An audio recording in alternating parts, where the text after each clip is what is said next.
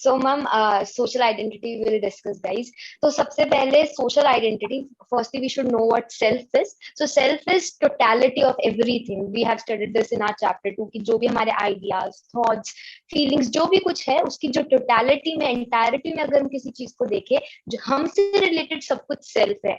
और अब जब हम इस सेल्फ को रिफ्लेक्ट करते हैं, रिप्रेजेंट करते हैं, तो वो हम हमारे एट्रीब्यूट्स या कैरेक्टरिस्टिक्स के थ्रू करते हैं। हमारे एट्रीब्यूट्स अलग अलग हो सकते हैं। अगर वो एट्रीब्यूट्स हमें यूनिकनेस प्रोवाइड करते हैं तो वो हमारी पर्सनल आइडेंटिटी क्रिएट करते हैं। वही वो एट्रीब्यूट्स अगर हमें सोसाइटी से लिंक करते हैं, या हम उस हमारे वो एट्रीब्यूट्स कहीं ना कहीं किसी सोशल कॉन्टेक्स्ट में है, तो वो हमारी सोशल आइडेंटिटी फॉर्म करते हैं। Since we are talking about identity, let's know what identity is. So identity is what, it's a relatively stable aspect of our self which is the building block of our self concept. जब हमारे हमने पता किया कि जो हमारी personal identity और social identity है ये एट्रीब्यूट से बनती है। So these attributes of our personal identity and social identity together are the basis जिस पर हमारा सेल्फ कॉन्सेप्ट बिल्ड होता है।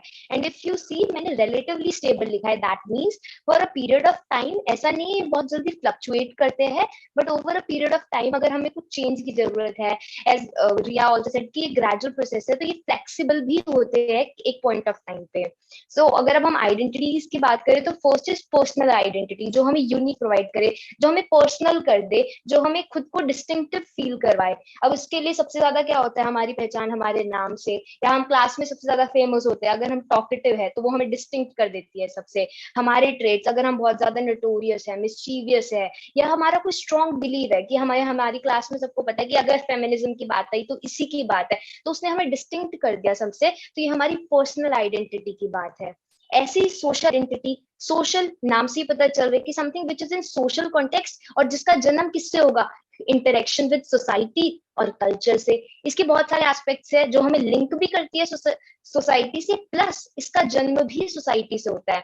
रिलीजन हमारा, नेशनैलिटी, हम किस स्कूल से है, हम किसी पर्टिकुलर लोकेलिटी से है, हम किसी पर्टिकुलर रीजन से है, रिलीजन से, ये सब हमें अलग करती है। और लैंग्वेज जो हमारे कल्चर का सबसे बड़ा टूल है, ये भी हमारी सोशल आइडेंटिटी बनाता है। हम किसी भी देश में चले जाए, बट अगर हमारी लैंग्वेज सेम है तो हम एक दूसरे से कनेक्ट कर लेते हैं, वो हमारी सोशल आइडेंटिटी का पार्ट बन जाता है, हम उनसे आइडेंटिफाई करना शुरू कर देते हैं। और क्योंकि अब हम सोशल आइडेंटिटी इस चैप्टर में पढ़ रहे हैं, तो नेचुरली इसका भी कुछ स्पेशल एक सिग्निफिकेंस होगा, तो वो ये है कि जो सोशल आइडेंटिटी है वो कभी कभी सोशल इन्फ्लुएंस की तरह भी काम करती है। तो उसके दो बहुत अच्छे प्रोसेस हमारे इस चैप्टर में, दैट इज इंटरनलाइजेशन और कैटेगराइजेशन। इंटरनलाइजेशन, जैसे ही मैंने मेरी एक सोशल आइडेंटिटी है कि मैं सो एंड सो स्कूल से हूँ, as Riya also give the example, या फिर मेरी एक सोशल आइडेंटिटी है कि मैं किसी पर्टिकुलर रिलीजन से हूँ, तो नेचुरली मैं उसके नॉर्म्स के साथ आइडेंटिफिकेशन का प्रोसेस शुरू करूंगी। तो मेरी वैल्यूज वही होंगे, मेरे बिलीव्स वही होंगे, धीरे धीरे मैं उनको इंटरनलाइज करूंगी, जिससे फिर मेरा एक दिन बिहेवियर बनेगा। तो इस तरह सोशल हमारी जो एक आइडेंटिटी थी, उसने हमारे बिहेवियर को इन्फ्लुएंस किया, हमें इन्फ्लुएंस किया। सिमिलरली जब हमारी एक सोशल आइडेंटिटी होती है, सपोज मैं एक पर्टिकुलर लैंग्वेज बोलती हूँ और उसी लैंग्वेज को बोलने वाले बहुत सारे लोग मिले मुझे एक पर्टिकुलर स्टेट में, तो हम सबकी एक एक्सेसिव कोहेसिवनेस बन जाएगी। तो मेरा एक उनके साथ इन ग्रुप बन जाएगा और दूसरी तरफ एक आउट ग्रुप बन जाएगा, जिसके ऊपर ताजपल ने जो हमने एक्सपेरिमेंट पढ़ा, बहुत पर्टिनेंटली इन्होंने इस पे काम किया है।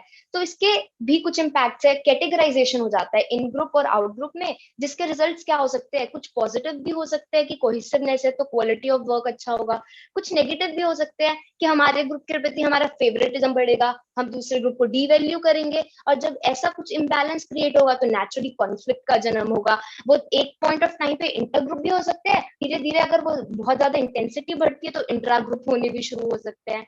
So that's all about social identity.